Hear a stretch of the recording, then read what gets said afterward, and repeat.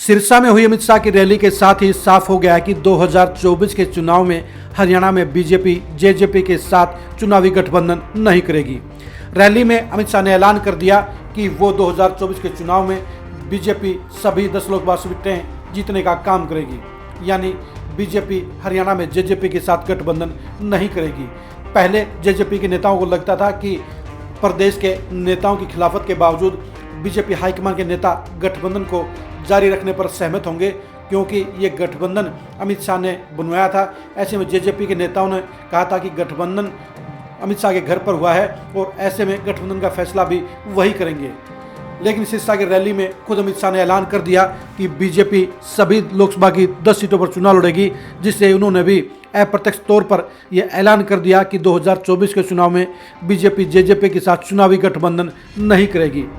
BJP ने इस rally के जरिए जेजेपी को पूरी तरह से इग्नोर करने का काम किया।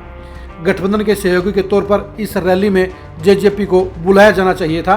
ये रैली मोदी सरकार के 9 साल पूरे होने के उपलक्ष्य में रखी गई थी और पूरे देश में गठबंधन पार्टनर को इन रैलियों में बुलाया गया है, लेकिन हरियाणा में ऐसा नहीं किया गया। रैली में जहां एक तरफ मंच पर बिजली मंत्री रणजीत सिंह निर्दलीय मंत्री होते हुए शामिल थे, वहीं रैली के मंच पर लोपा विधायक गोपाल कांडा भी नजर आए। ऐसे में जेजेपी के नेताओं को नहीं बुलाया जाना पूरी तरह से अखरने वाला काम था और यह गठबंधन की मर्यादा के खिलाफ भी था। जेजेपी नेताओं को लगातार इग्नोर किया जाता है। लगातार पहले भी तीनों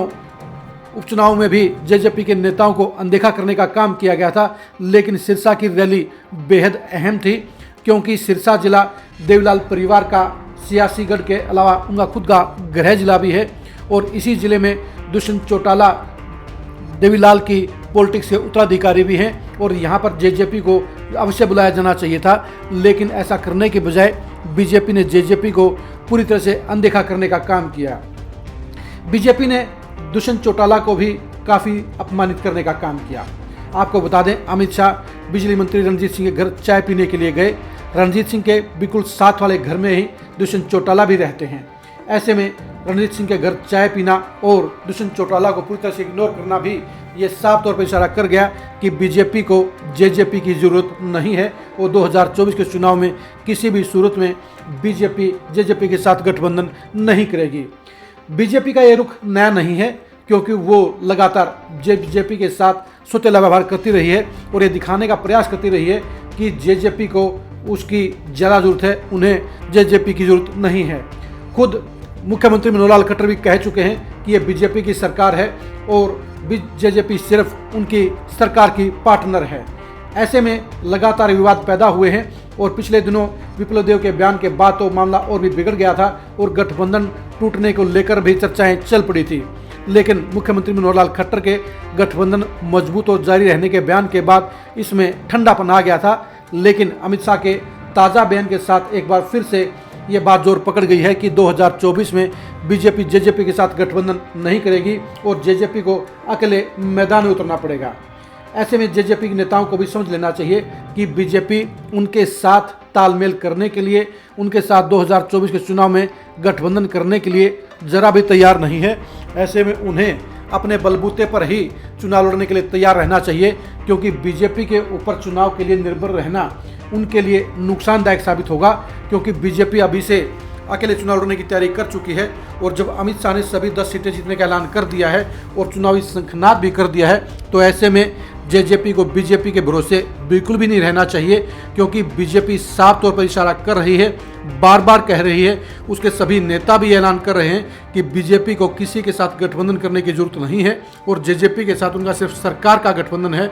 जो चुनावी बाद का गठबंधन है और वो जेजेपी के साथ चुनाव गठबंधन नहीं चाहते हैं। ऐसे में अमित शाह के भाषण के बाद तो और भी यह क्लियर बात हो गई है कि बीजेपी जेजेपी के साथ चुनावी गठबंधन करने को तैयार नहीं है। लेकिन जिस तरह से सिरसा रैली में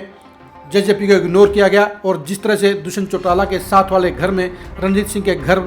अमित शाह ने चाय पी, उससे यह भी साफ हो गया है कि अमित शाह खुद भी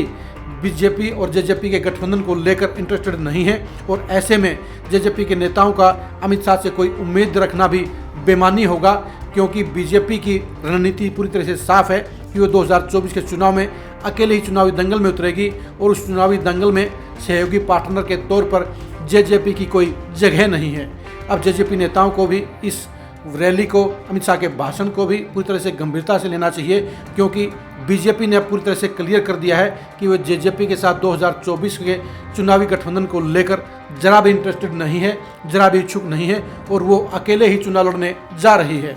ऐसे में यह साफ तौर पर नजर आने लगा है कि 2024 में बीजेपी और जेजेपी दोनों ही अलग अलग चुनाव लड़ेंगी। वैसे भी जेजेपी ने भी बीजेपी के साथ साथ खुद भी अपनी चुनावी तैयारियों का आगाज कर दिया है और दुष्यंत चौटाला ने लोकसभा की सभी 10 सीटों में रैलियां करने का ऐलान कर दिया है।